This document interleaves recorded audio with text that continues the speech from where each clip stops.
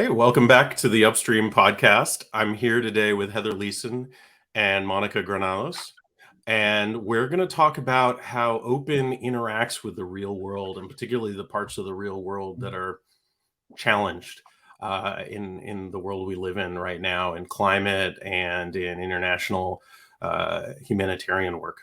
So, as guest today, Monica Granados is the the assistant director of open climate work at Creative Commons, and Heather Leeson is the digital innovation lead at the International Federation of Red Cross and Red Crescent Societies. And instead of that mouthful, we're just going to say IFRC for the rest of the recording. But we're really excited to have both of you here. I've known both of you on and off for a while, and excited to get you both in the same place. One of the themes of the podcast is how open is everywhere.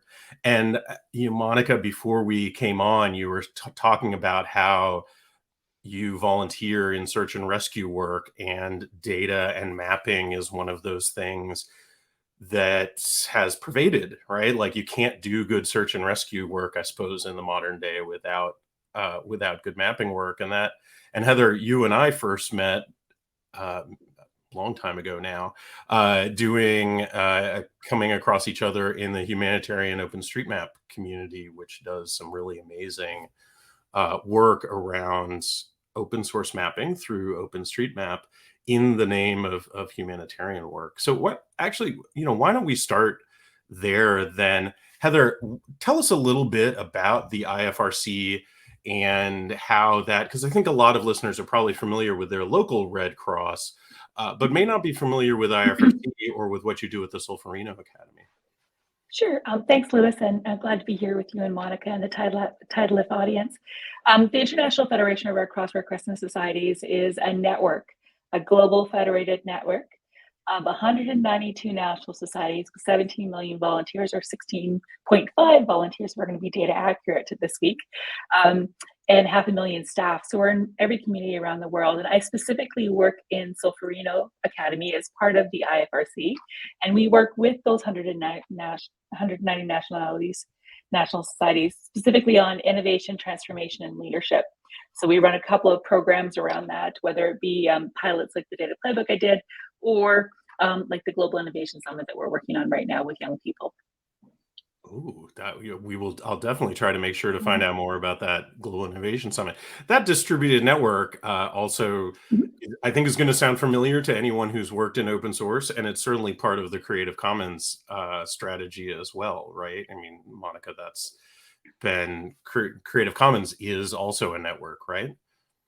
Yeah, so I'm part of the headquarters, but we also have a global network of country chapters that we interface with, and that allows us to have a much bigger reach and a much bigger impact, but also allow us to hear from voices from all over the world, and how open is contextualized in those specific countries or regions, to do open the right way in that context. Well, tell me a little bit more. I mean, I think a lot of folks listening to this think of Creative Commons for what it's, of course, best known for, which is the licenses. So maybe a little bit surprising for folks to hear that CC is doing an open climate initiative. Talk a little bit more about that. Yeah, so at the heart of the licenses is this idea that we wanted to make it easier to share, or to share better. Better sharing is part of our strategic plan. And when we're talking about how better sharing can help the world make a better place, we really frame it under this idea that if we're going to solve the world's greatest problems, the knowledge about them needs to be open. The licenses are a way to enable that, to make it easier to share better. But we wanted to focus on a specific problem, and what bigger problem than climate change that is currently facing humanity, that is has the potential to affect every person on the planet in every dimension. And we recognize that in order for us to be able to solve a problem like climate change, the knowledge that is being generated in institutions and in the academy and in other places where we're creating knowledge, that knowledge has to be accessible. It has to be open, meaning that if someone wants to go and read about that research or those research outputs, they can do that, that they won't encounter barriers like a paywall. So the Open Climate Campaign is working towards making the open sharing of research around climate change the norm in climate science. And so we see it really as an extension of, kind of this macrocosm of using the licenses, but now we're tackling a specific problem, in this case, climate change. That's really that better sharing that you were talking about really resonates with me. And I think Heather, knowing some of the stuff that you've done in the past couple of years, you were involved a little bit in a data playbook last year, and you published what I think is really great, a sort of tactical guide to helping organizations bridge the technical and social impact via open, right? And it sounds like that's right up the same alley, right? That you two are sort of working in the same kind of general direction, right? I think so. And I think I really like what Monica had to say about sharing and knowledge belongs to everyone. And when you think about humanitarian work, we're trying to help people at some of the most difficult times in their lives. So first aid is an open standard, right? If you think about it, there's standards around first aid. In the humanitarian space, we have standards as well in terms of open data and some open source standards. But I have to say that Creative Commons and licenses, those helped us be able to use open in our organizations. When we were writing the international strategy for our organization, the digital transformation strategy, I cited OSI, I cited Open Source Initiative, I cited Creative Commons licenses, and I actually had a list of all the instances and products and services that already use MIT or other licenses in our organization. And also use the argument of the licenses are already being used in our organization, the methodology are there. In fact, it really aligns with our values and our principles. And that sharing means that we can do our work better. And the data playbook that I did, which was 6 years of going from an idea to a beta to a V1 and piloted around the world. And I just trained up a new product manager, so she's now in charge of that. But that was all a sharing document of what's the best training that people can do around the world in terms of data literacy. Everything from what is data to what is data culture, to how to collect it, to how to protect it, and what is emerging tech and data science. And that's all with a Creative Commons license. And we put that out in the world. And so many other organizations are using it. And again, it's about, why do we share things? Well, we share it because it's the best practice and we know that other people might need it. And Creative Commons gives us a lever to be able to share that and follow the same principles. And so I told Ryan Merkley, I think, when he was at Creative Commons about it. But I do, I don't think I told your latest executive director, but I do feel that those examples help us to be able to kind of demonstrate why we need to share and how you can already have open in your organization. And so I'm glad for that. But you do need the political levers. And I think of licenses as political levers, right? You have a strategy document or what have you that can have open listed in it. And so our digital transformation strategy has open listed in it and has those models in it. But it goes from principles to political levers to products and services and assets to show how open happens. And if you use those three things in a triangle, that's how you, I think, bring open a little bit more into the harder organizations, especially when you're working on climate.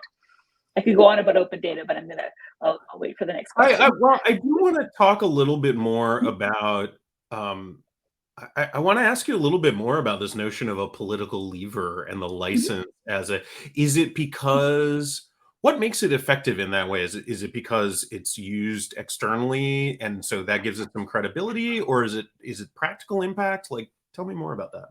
Well, I mean, humanitarian, and if you know about the sphere guidelines, there are guidelines that are built for humanitarian work, and their standards, right? They are very much interested in the institutional standards and the legal standards in order to protect and to do the work. So they speak standards, right? And I'm like, I could speak standards to you too. Standards are licenses. Here's some examples of licenses. And so the legal department was very happy Mm. that there was extensive documentation on this is how the license works. And so 2 years ago, I was doing a pilot and we decided to use MIT license because that's what everybody else is using. I'm like, here's all the documentation, here's how it exists. And so those standards themselves, by talking about it, it's important because we also work in what I mean by political levers. We are the Red Cross, Red Crescent, national societies are auxiliaries of governments. We have international disaster law. We're an international organization, but we still need to be able to abide by some common standards to be able to do our work. In addition to that, we have things like resolutions, pledges, how we give money, how we fundraise. All of these things are all legal documents and they have to be written in a way, policies and everything. So by using the same terminology, you can, and it took me, I actually had people teach me this because I didn't come from a humanitarian organization. I came from startups and tech and research, and I wasn't familiar with the political levers. But once I understood that, hey, I understand standards. Okay, let's play, right? You just have to figure out where the angle is, and you have to learn to speak their language. So I rarely, some of the first meetups that I ran, I didn't start talking with open. I'm like, well, tell me how you do your work and how do you share and collaborate? So you start there, right? And then you go deeper.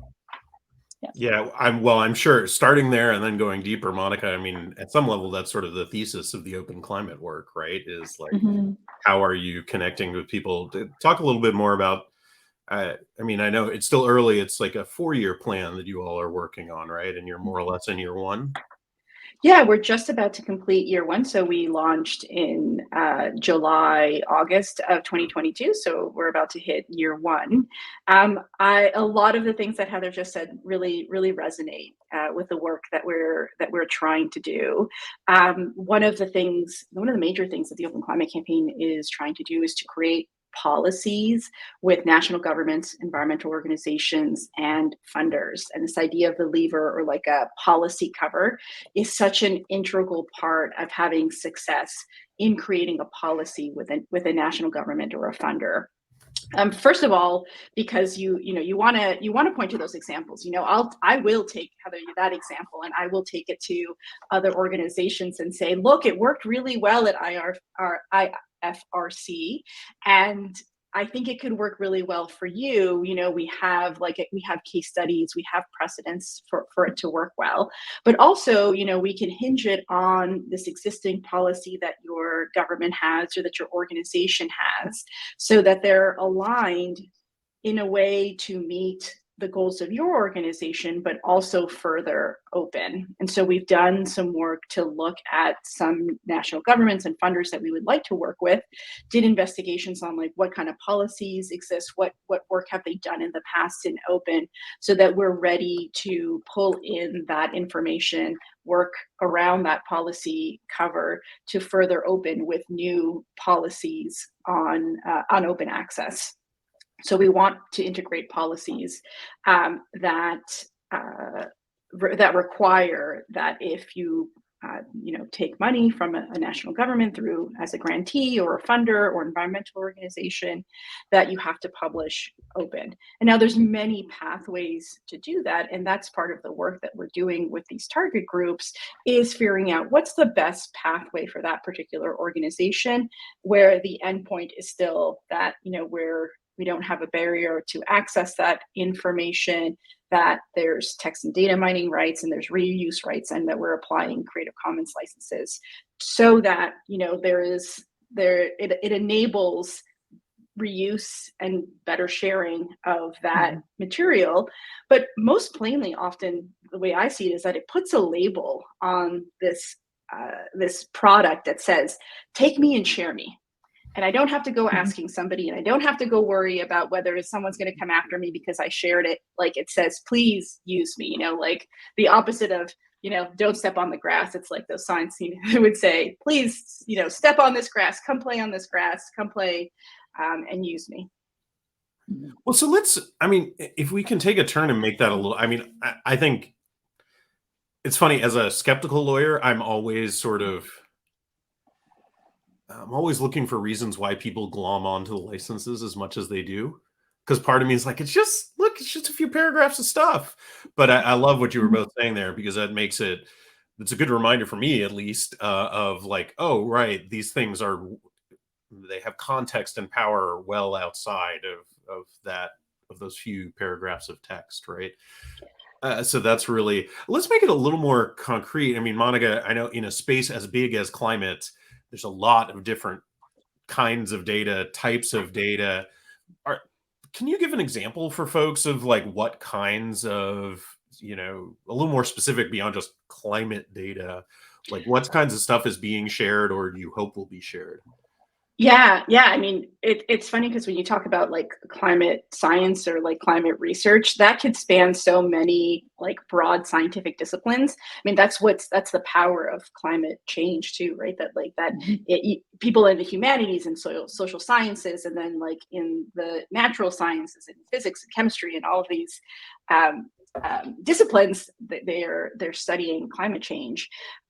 So at the Open Climate Campaign, we're specifically looking at the data that is associated with a publication. So, if you're going out and you're measuring the decline in freshwater mussels in a stream because of rising temperatures, the data for, how many mussels you found in quadrant A versus quadrant B, that data should be open along with your publication.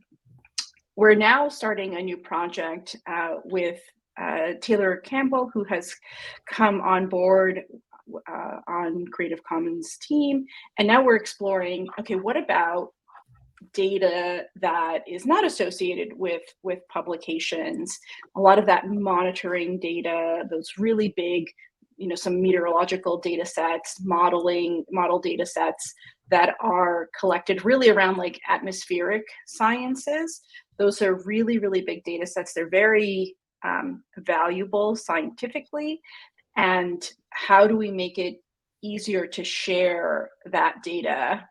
Because there's standards within certain disciplines, but like there can be a difference between how data is shared among scientists and how the data format or metadata that's needed for a practitioner to use. So we're delving into some of these larger data sets as sort of a side project around the open climate work that we're doing at Creative Commons. Oh, that's super interesting, because those big data sets are very challenging. Open to some extent relies on things being cheap and easy, and those big data sets are anything but cheap and easy. So that's really that's really interesting. Maybe I'll have you or somebody on the team back to talk with some data nerds. I mean, Heather, what kinds of stuff? Go ahead. You were going to say something, Heather? Yeah, I just wanted to build on Monica's point around how essential it is to have data to do our work. I think we overlap there, and open data to do our work. In my organization, the climate emergency is an everyday emergency. Canada is on fire right now in Alberta. That's a climate emergency. Mm-hmm. Sorry, just to bring it right down to, there's different kinds of data that we need. We need operational data. We need meteorological. We need everything that you possibly can imagine to be able to have people make decisions and make plans. Then we need reporting data and we need strategic data. So we need every layer of data to be able to do our work. And the reality of our work is that we don't work as one institution either. We work within the sector. We work with governments. We work with communities. We work with civil society and other organizations. So they need to share data. So in the last few years, there's been quite a big movement in the humanitarian space to have better, of course, be focused on data protection, responsible data use, but have data sharing agreements in place. And so we have standards around data sharing agreements so that we can actually open up data as soon as possible so that we can share it across the different institutions for large-scale emergencies. During COVID, it was quite astounding how much more data sharing moved forward because it was a global emergency, a global pandemic. When it's a localized domestic emergency, that's a natural disaster, which some of my colleagues say no disaster is natural, it's climate oriented. That's how they say right now. There are organizations within our kind of network who are working with scientists to be able to kind of inform the kind of long-term planning and the futures and foresights around using data, but also the methodologies to be able to show how the data will tell us what will happen in the future, because we need to be a little bit more prepared. As a preparedness organization, this means working with organizations like the United Nations Center for Humanitarian Data. They've actually created a whole protocol and standard on how people share data, and they have a whole data set, a data bank exchange where we submit data that gets vetted and that is used across humanitarian. And that thing started in 2010, and so now it's a standard. At the time, it wasn't a standard. So whether it just be geospatial data, like stuff that Humanitarian OpenStreetMap does, or any other geo organization or a satellite company, all the way down to population data, to other kinds of layers of emergency data or admin boundaries or what have you. So this idea of being able to have the most current layers of data to be able to inform our work, especially with the climate emergency, means that we need to partner a little bit better and share. And so that conversation around, as much as I talked about licenses earlier, there was 3 steps happening around open. There was the data, the licenses, and then the products and services, right? Go ahead, please. Yeah. Well, I mean, I was going to say that the licenses are only part of, well, first I was going to say, yeah, right. Well, and that's why sometimes I say that I'm a little bit of a skeptic, even though I've written some of these licenses. I'm still sometimes a little bit of a skeptic, because if you don't have the other bits and pieces, boy, I have so many thoughts about what you were just saying, Heather. I mean, one of them is simply, look, I grew up in hurricane country, and now I live in, I struggle to call it drought country, because drought implies that it's a temporary condition that's going to go away, when in fact, No. Drought is our new normal. The really probably better term is desertification, right? That California is transitioning from being a Mediterranean climate to being a more desert-like climate, lower precipitation, though, as we're seeing this year, also increased flooding. Certainly, Red Cross out here has been very busy with all the flooding issues, which thankfully, hopefully means fewer fires this year, but is not gonna, I think there are some people who very badly want it to be, and this gets back to the data question, of course, right? There's some people who keep asking, oh, does this mean the drought is over? And it's like, well, that means this year we are not in a drought condition, but that doesn't tell us much. 1 year's worth of rainfall without the data doesn't tell us much about how we need to plan for next year and the next decade and the next 100 years, right? So wow, all that packed together is a very powerful, a lot to mull on there, right? So I would say that the Anticipation Hub is a network of organizations who are actually talking and working specifically on what you just said, Lewis. They're working with NASA, they're working with many organizations, whether they be humanitarian development, governmental, or business, to be able to say that we need to anticipate these emergencies and prepare for them, that we need to plan for them as a network. We can't count on it as one institution. The days of institutions tackling climate change without doing it as a network is ridiculous. And so they're taking a network-centric approach, and they're very big advocates of open methods. And I think that this is this network approach, whether it be at a country level or as a global level, which is what this organization does, to me, that's the way to go. And so with Creative Commons and what you're working on right now, I think that it's just in line with that kind of policy and strategy level that needs to happen. And I would encourage that if you haven't met them, I'm happy to do some introductions, but I do feel like there's quite a few. If you start going through the list of who's involved, I think it's only going to grow. I wanted to, this is super interesting, and I bet Monica's interested. I know I certainly am. I think for both of you, one of the tensions that I feel when I'm talking about this, and you sort of hinted at it, Heather, you were talking both about how open enables networks of organizations to move quickly, right? Because the information disseminates more quickly, allowing hopefully better, at least faster decision making. But you also spoke about how in at least some cases information is vetted before it's released, and I feel like there's at least a little bit of tension, and I don't know if Monica, you've seen some of this as well, between the desire for the understandable and often very reasonable desire for correctness versus the open software, at least, desire to move quickly, right? The idea in part is that if we get it out there more quickly, and then there are folks, certainly in my experience, some climate folks, for good reason, they really want it to be correct when they publish it, whereas open, as at least as I've participated in it, is about iteration and like, well, if the first one's 90%, the next one will be 95. And there are climate scientists who I've spoken to who are like, well, if the first one is 90%, we're going to get crucified in the press and in the media, and that remaining 10% is going to be used to discredit the entire 90%. How have you two come across this tension? How do you think about it?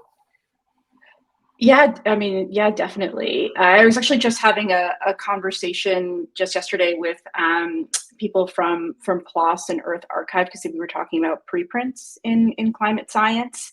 And preprints are a version of a manuscript that has not gone out for peer review yet, but it's sort of like, oh, I've formatted my manuscript, I'm ready to disseminate some results. And there is some hesitancy in releasing that information and the data associated with that manuscript, because it hasn't been sort of vetted through peer review. But on the flip side, there's been many cases where in emergencies, and Heather, you probably have some examples of this during the Zika outbreak, during COVID, how important it was to have access to preprints, because then policy and decision makers could use that sort of state-of-the-art, just released information to make policy decisions and inform those decisions with the latest science, instead of waiting the 12 months that it takes on average to have a publication go through the peer review process. And I think those timelines are getting longer and longer as there's more and more demand for the same number of reviewers that we have in the system. So, you can think about that, I think, in the same way for the climate crisis. We're working on similar scales, we're working at similar levels of urgency. And if decision makers are going in and negotiating an agreement or a commitment, they need to have the latest information, not five year old data, because it could be very different, whether it's the flood patterns or precipitation or even temperature changes, right? Of 5 years, that can be a really different data set. So I think there's a need to balance that urgency, I think, with also the caution. I really do see the concern of climate scientists because of climate denialism and that being weaponized. But I think that regardless of the system that we put in, there's always going to be those there's always going to be that sort of dissenting opinion, or the deniers, whether that goes through a peer review process or not. There's been many cases where articles have been retracted that have gone through a peer review process, or where data has been vetted. So I think finding that balance can be difficult. I think it is challenging for climate scientists to do that, but we need that information to make decisions, and noting that I think there's always going to be climate denial, and we just need to protect the scientists then to be able to do their work without worrying about the misinformation being being weaponized for misinformation. Yeah, this idea of having verified data to be able to do your work is essential for humanitarians. I mean, I think it's essential for everybody, but for humanitarians, it can save lives. We have stickers and T-shirts all around in the tech network and the Red Cross, Red Crescent, that says information saves lives. And I also think that verification saves lives, right? And having the most accurate data. I had a workshop that I did in the continent of Africa. I'm not going to name the country because of stuff.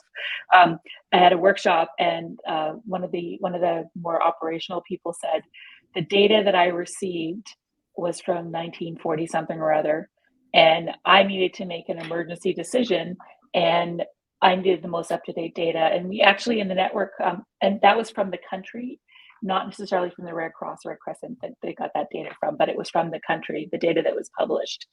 And what he wanted was the most up-to-date data so that he could make a plan for migration, right? So he could make a plan.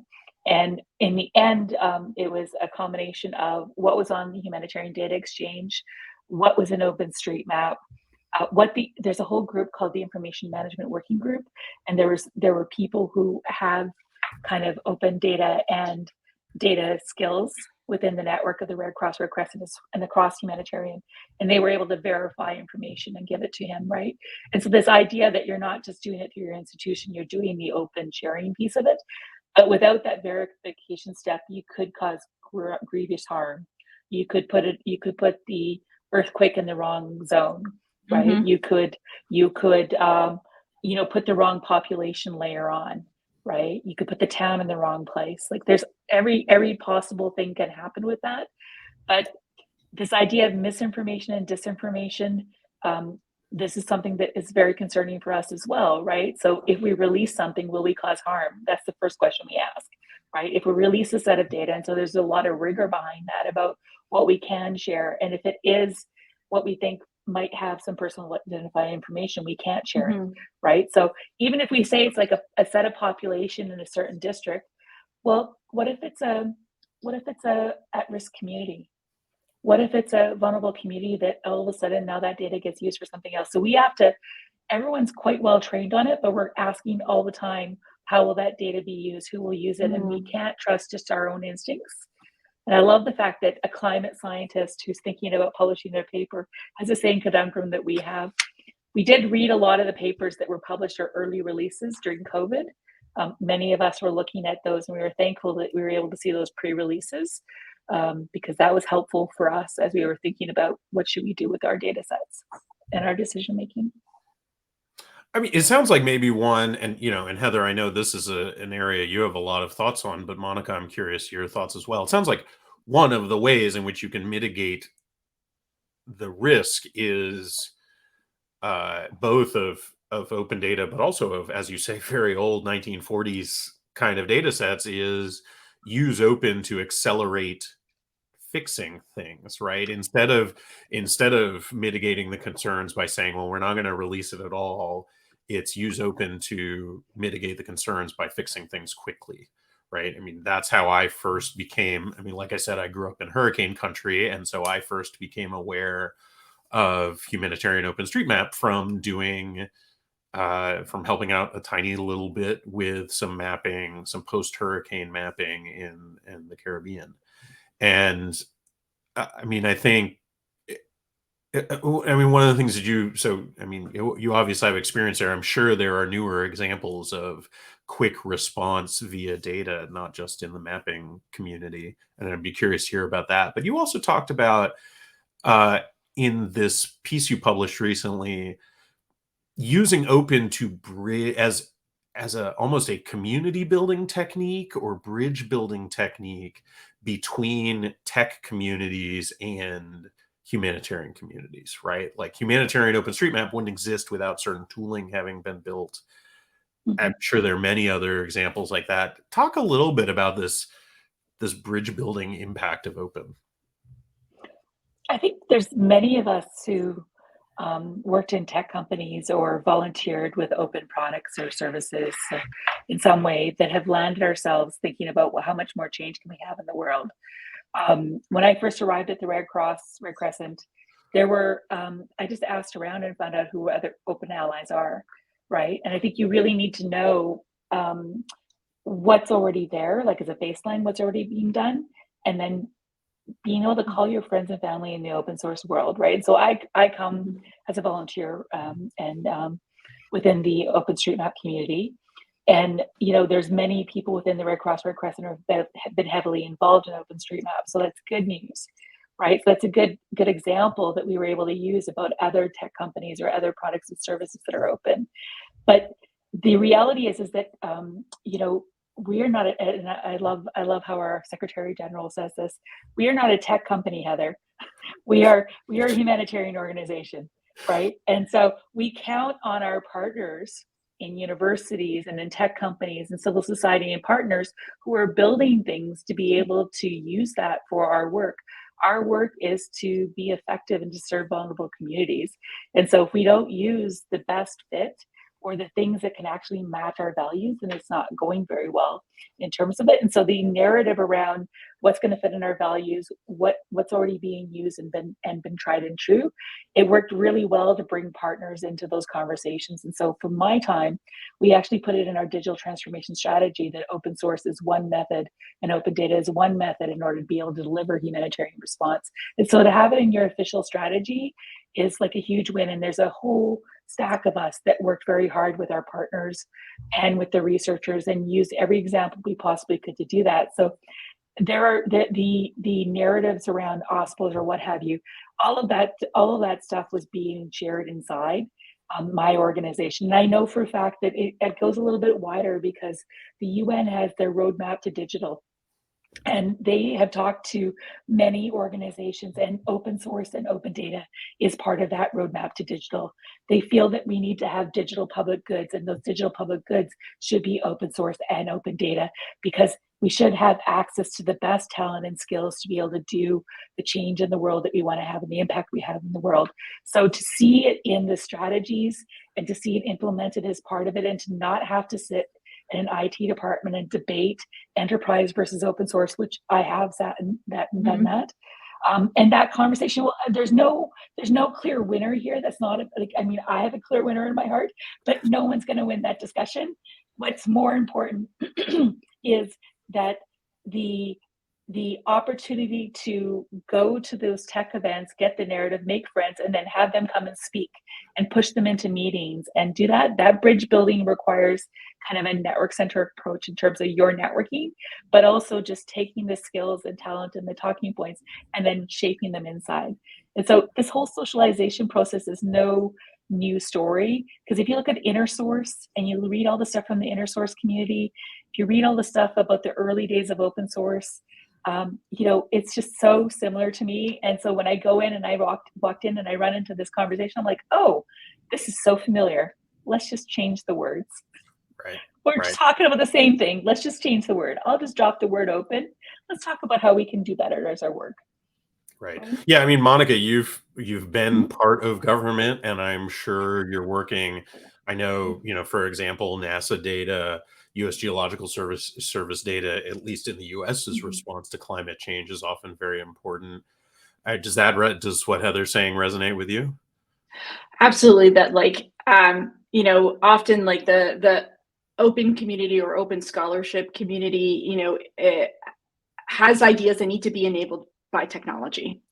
And that is something we take really to heart at the Open Climate Campaign, because of one of our major goals or objectives is to do advocacy around the need to make climate data and climate information open. But we're not doing it at Creative Commons. We recognize that there's a lot of people that are doing it really well, and we want to connect them with the people who are doing it really well. And the foundation for a lot of that work is technology. And I have a concrete example from previous work that I've done with this idea of how do we enable verification of up-to-date results. So I helped start an organization called Pre-Review that reviews preprints. It's an organization that facilitates that. But we needed the tech to make that happen. We needed a platform to pull in the preprints to then enable people to do that verification that we were just talking about, so that people could then feel like, oh, this information, this sort of new cutting edge information has been verified. But we needed the tech, we needed that expertise to come in to help to enable this idea that we had for helping verify or review preprints. So yeah, that really resonates with us well, the connection of the two, and like there's no need to reinvent the wheel. A lot of the infrastructure that's needed to enable open both on the information and on the data side is there. We just need to make better connections. And I think probably really importantly is that we need support for it as well. That I've seen a lot of this happen in this space where, you know, you get money to build that infrastructure or to build that tech, and then there's no support for it. And I think there should be a recognition that these things that we are building are for the public good, to verify data, to verify information, and how do we ensure that there's support for infrastructure, for tech that often, you know, it costs money to maintain. Right, right. Well, I would say, you know, I think one of the things that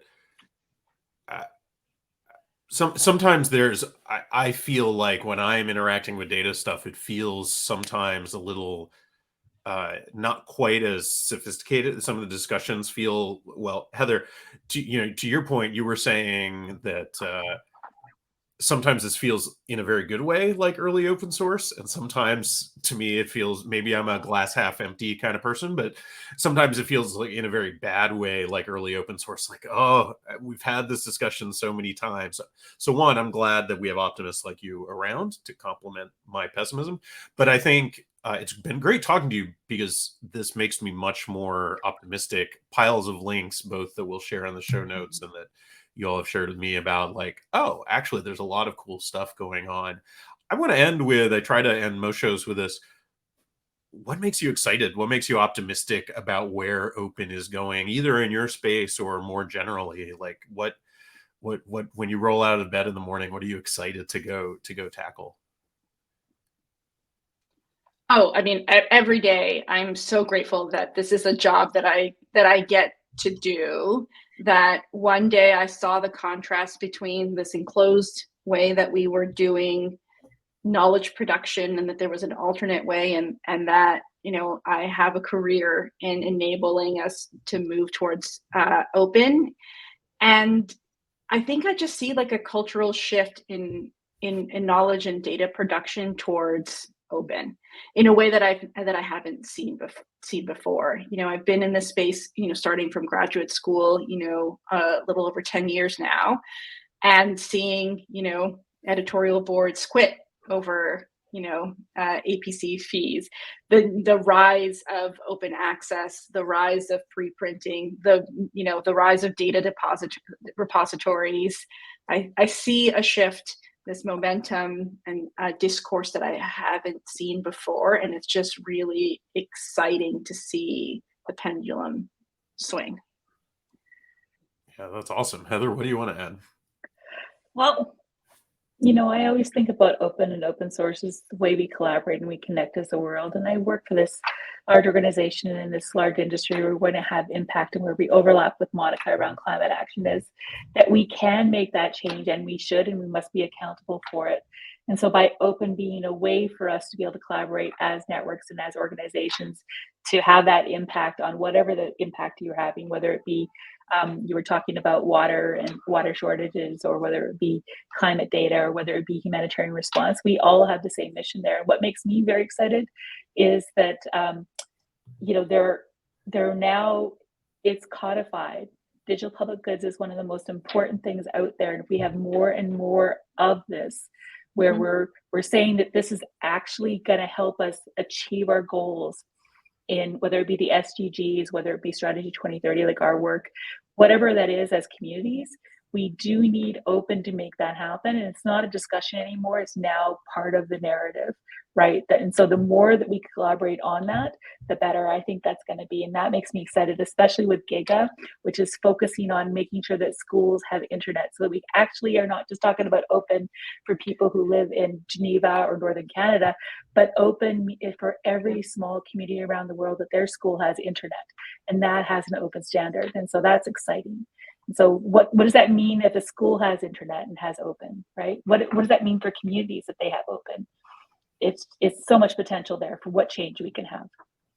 Oh, that's awesome. Well, that is a tremendous note for us to end on then. I'm really the digital public goods that you mentioned, we'll have a link on the registry there. I mean, there's a lot of folks and friends in our space who have participated in that. And yeah, I mean, I think you're both right.